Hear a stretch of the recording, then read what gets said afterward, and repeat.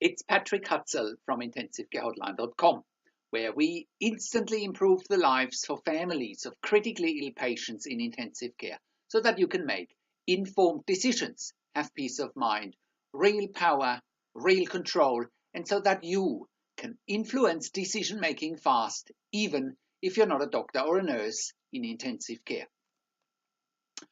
This is another episode of Your Questions Answered, and in last week's episode I answered another question from one of our readers, and the question was part 1 of My mum has ventilator associated pneumonia and is on the ventilator in intensive care. I don't want her to have a tracheostomy. Will she cope being extubated and on BIPAP? And that was part 1 last week. You can check out last week's episode by clicking on the link below this video. In this week's episode of Your Questions Answered, I want to do the follow-up from part 1 of this one-on-one phone counselling and consulting session with our reader Mandy. And therefore this week's episode of Your Questions Answered is part 2 of My mum has ventilator associated pneumonia and is on the ventilator in intensive care. I don't want her to have a tracheostomy. Will she cope being extubated and on BiPAP? And that's part 2. Basically, today's episode is Mandy sent in some feedback after our initial one-on-one phone counselling and consulting session, which was our episode last week. And it's pretty clear from her feedback and from her email that she was very happy and that my strategies simply work. So Mandy writes, Hi Patrick, thank you for your one-on-one consulting session with me last week. It helped a lot.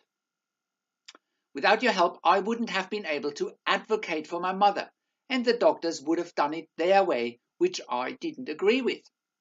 I followed your advice and I pushed for my mother to be extubated. My mother was extubated yesterday and is now on 2 liters of oxygen. I followed your advice and my instinct and pursued extubation after the pneumonia resolved. Now, extubation is the removal of a breathing tube. Advocating her to go on CPAP was also crucial. Following that, I went to the attending physician and asked that she be extubated, go on BiPAP, and so far only an oxygen mask has been needed. Thank you from the bottom of my heart for your consultation. I would be very happy to provide a testimonial. While I resented being in this battle, I'm happy that I was able to execute what she would want.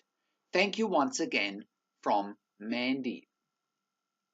So here's my response. Hi Mandy, that's great news and thank you for your great feedback.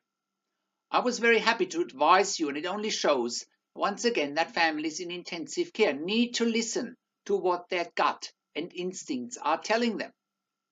If you think your mum is going to be okay with being extubated, again, which is the removal of the breathing tube, after you have done your research and after you have spoken to me, it only goes to show that you were on the right track from the start, irrespective of what the intensive care team has been telling you. Most families in intensive care, in fact, 99% of the families in intensive care don't do their own research, they don't listen to their gut and their instincts, and they therefore can't make informed decisions, get peace of mind, control, power, and influence. Very few families in intensive care have the guts to stand their ground, do their own research, challenge the intensive care team, and advocate for their critically ill loved one. Most families, again 99% of the families in intensive care, remain intimidated by the perceived power and the perceived authority of the intensive care team, and you have proven, like many other families in intensive care who follow my advice and who come to IntensiveCareHotline.com, that you can be the master of your critically ill loved one's fate and destiny. Well done. You are now officially a 1%er, and it wasn't all that difficult. As I keep saying over and over again, intensive care teams have their own self-interests as their main driver first and foremost, And if you and your family don't understand what's happening behind the scenes in intensive care, you are literally doomed. I hope your mother will be out of intensive care soon. Please let me know if you need anything else or if you have any other questions. So, how can you become the best advocate for your critically ill loved one?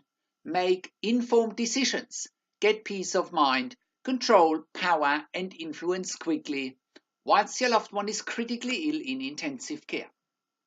Well, you get to that all-important feeling of making informed decisions, get peace of mind, control, power and influence fast when you download your free instant impact report now by entering your email below.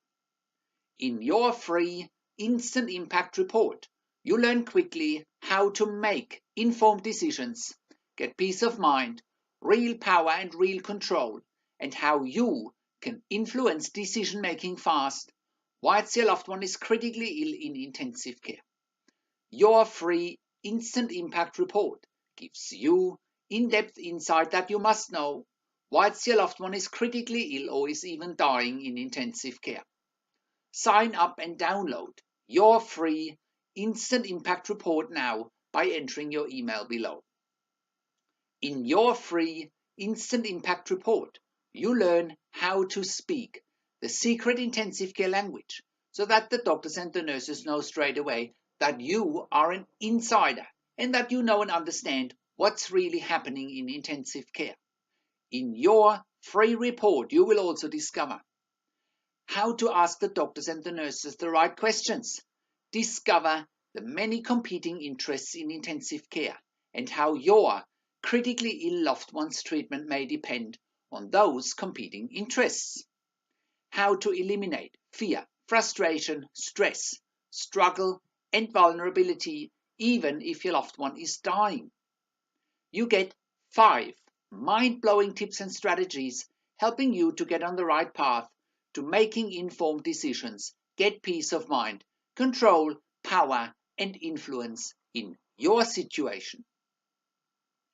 You'll get real-world examples that you can easily adapt to your and your critically ill loved one's situation. How to stop being intimidated by the intensive care team and how you will be seen as equals. You'll get crucial behind-the-scenes insight so that you know and understand what's really happening in intensive care and how you need to manage doctors and nurses in intensive care, and it's not what you think. Thank you for tuning into this week's Your Questions Answered episode, and I'll see you again next week in another update. Make sure you also check out our blog section for more tips and strategies, or simply send me an email to support@intensivecarehotline.com with your questions. Or you can call me, find international phone numbers on our contacts tab. Also, check out our ebook section where you get more ebooks, videos and audio recordings, and where you can also get one-on-one counselling and consulting with me via Skype over the phone or via email by clicking on the products tab.